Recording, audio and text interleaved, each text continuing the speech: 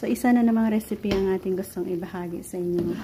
Paano natin lutuin ang ating putserong baboy na may saging at ayan, masarap na sabaw na hihigupin. Delicious. Nag-start tayo sa paglagay ng cooking oil. Konting cooking oil. Meron tayong baboy, slightly fried natin yan para lalabasin ang kanilang oil kasi may taba.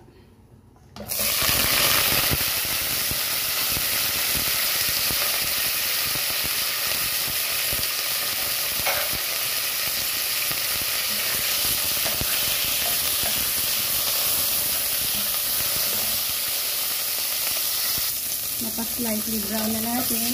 I-fry rin natin ang ating banana.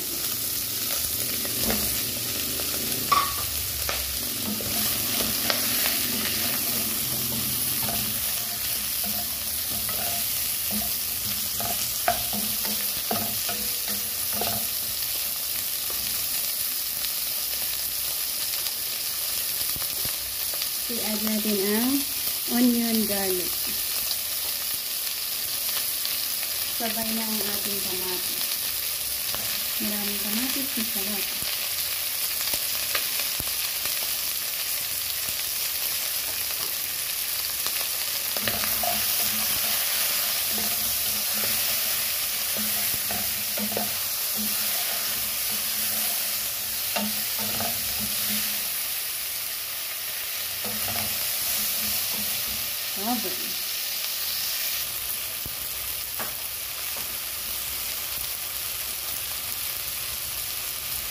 Lagyan natin ng mainit na tubig.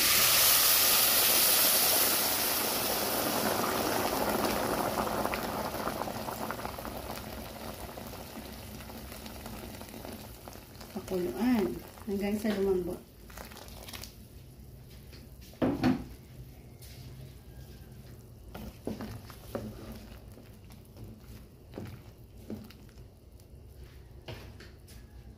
Lagyan natin ng isang cubes ng ating Norfolk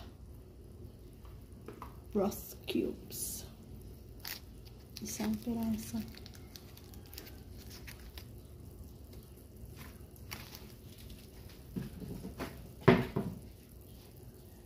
Meron tayo dito aswiti. So yan ang ating i-add on doon sa sabaw natin para magiging matingkad ang kulay ng sabaw. Kamatis na yan ang nagbibigay kulay dyan. Pero once nadagdagan natin ang aswiti, magiging totally matingkad ang kanyang kulay. Ayan. Continue pa tayo sa pagpapakulo dyan.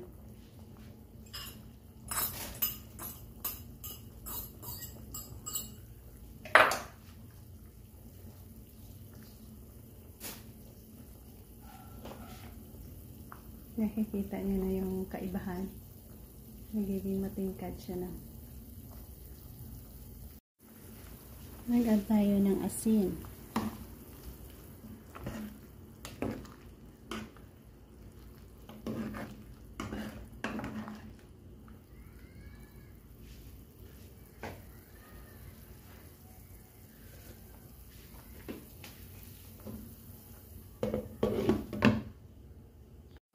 Check natin kung malambot na ang karne natin. Saka pwede na tayo mag-add ng gulay. Ayan, malambot na nga. Palambot na natin ang gusto. Ayan. I-add natin ang ating pechay. Ayan tayong pechay. Masarap na naman ang ating sabaw na ihigupin dito.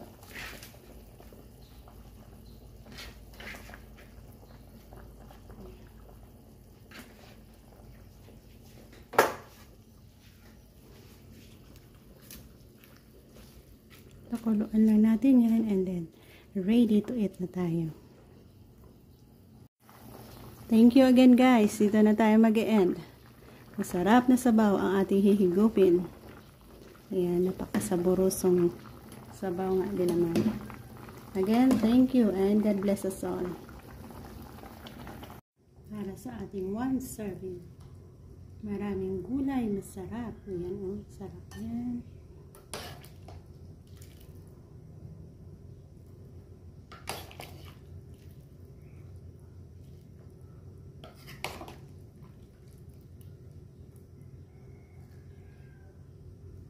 May kamatis.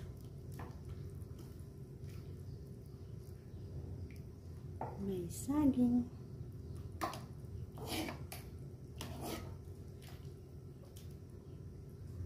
Maraming pechay.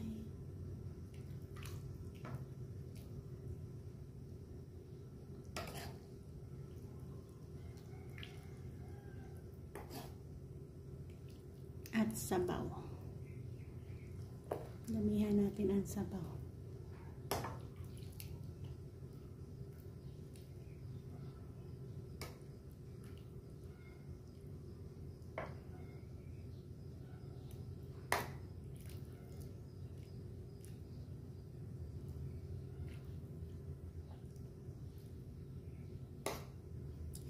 Thank you again. Maghahigop na naman tayo ng masarap na recipe sa sabaw natin.